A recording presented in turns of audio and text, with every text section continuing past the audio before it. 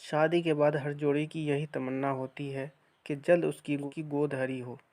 دیر ہو تو سوجتن کرتا ہے، روتا گر گراتا ہے، دعائیں مانگتا ہے، منتیں مانتا ہے اور نہ جانے کیا کیا کرتا ہے۔ خدا خدا کر کے نخل آرزو بارآور ہوتا ہے، دل کی کلی کھلتی ہے اور مانگی مراد پوری ہوتی ہے۔ اللہ اس کی گود بھرتا اور مسرت کا سامان کرتا ہے۔ اعزاء خوشی کے شادیانے بجاتے ہیں اور احباب ہدیہ تبریک پیش کرتے ہیں۔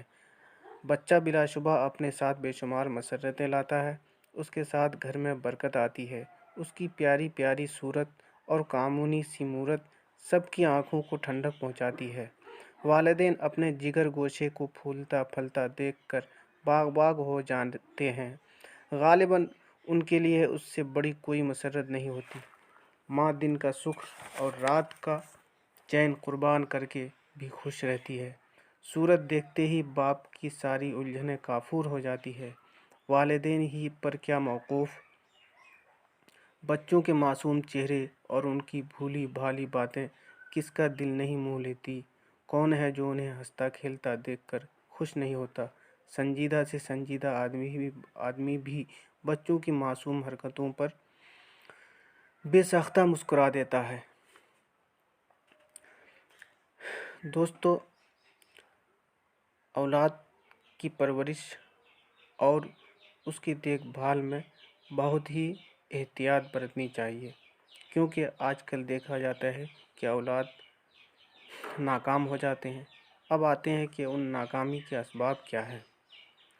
تعلیم و تربیت بہت ہی صبر آزما اور پتہ ماری کا کام ہے۔ یہ کام جتنی توجہ، دل سوزی اور جد و جہد چاہتا ہے، اس کے لیے عملاً کم ہی لوگ آمادہ ہوتے ہیں۔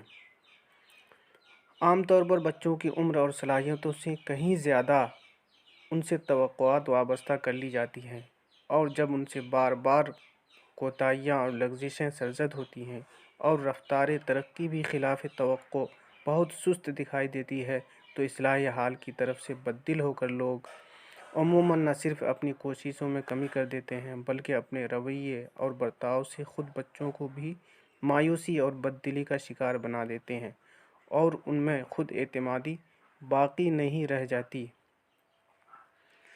پورا معاشرہ بگڑا ہوا ہے۔ بڑوں کے غلط نمونے اور ہمجولیوں کی بری صحبت کے غیر محسوس اثرات بچے برابر قبول کرتے رہتے ہیں۔ چنانچہ اچھے بھلے والدین کے بچوں میں بھی غیر شعوری اور غیر ارادی طور پر طرح طرح کی خرابیاں جڑ پکڑ لیتی ہیں۔ جس بچے کا بھی جائزہ لیجیے، یہی معلوم ہوگا کہ چند اگر سنوارنے کی کوشش کرتے ہیں تو متعدد اسے بگاڑنے کے در پہ رہتے ہیں۔ ضروریات زندگی اب ناگزیر ضروریات تک محدود نہیں رہی، بلکہ ان کی فہرست بہت طویل ہو گئی ہے۔ اقتصادی نظام اور معاشی ڈھانچہ بھی دن بدن پرپیچ ہوتا جا رہا ہے۔ چنانچہ ضروریات کی تکمیل کی دوڑ دھوپ سے فرصت نہیں ملتی۔ بچوں کی تعلیم و تربیت کی طرف توجہ دینے کی توفیق کہاں سے نصیب ہو۔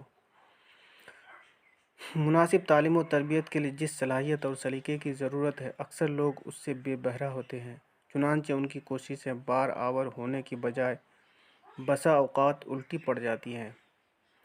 والدین کے باہمی تعلقات کی ناخوشگواری، جدائی، موت، عدم موجودگی یا گھر سے دوری وغیرہ بھی بچوں کی صحیح تعلیم و تربیت میں بہت زیادہ مزاحم ہوتی ہیں۔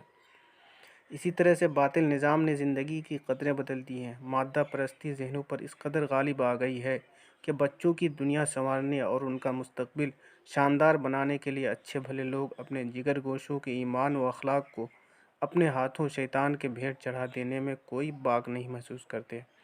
اسی طرح ایک وجہ یہ بھی ہے کہ کتنے لوگ اپنی معاشی پریشانیوں، علالتوں یا دیگر حقیقی معذوریوں و مجبوریوں کے باعث اپنے بچوں کی تعلیم و تربیت خود کر نہیں پاتے، اور کسی حلقے سے انہیں اس ضمن میں کوئی امداد بھی نہیں مل پاتی، کیونکہ صنعتی انقلاب نے خاندانی نظام درہم برہم کر دیا ہے۔ سماجی بندھن بھی ڈھیلے پڑ چکے ہیں۔ چنانچہ والدین کی معذوری، کوتاہی اور غفلت کی صورت میں خاندان کے دوسرے افراد اس بار کو برداشت کرنے کے لیے نہ تو خود آمادہ ہوتے ہیں اور نہ سماج۔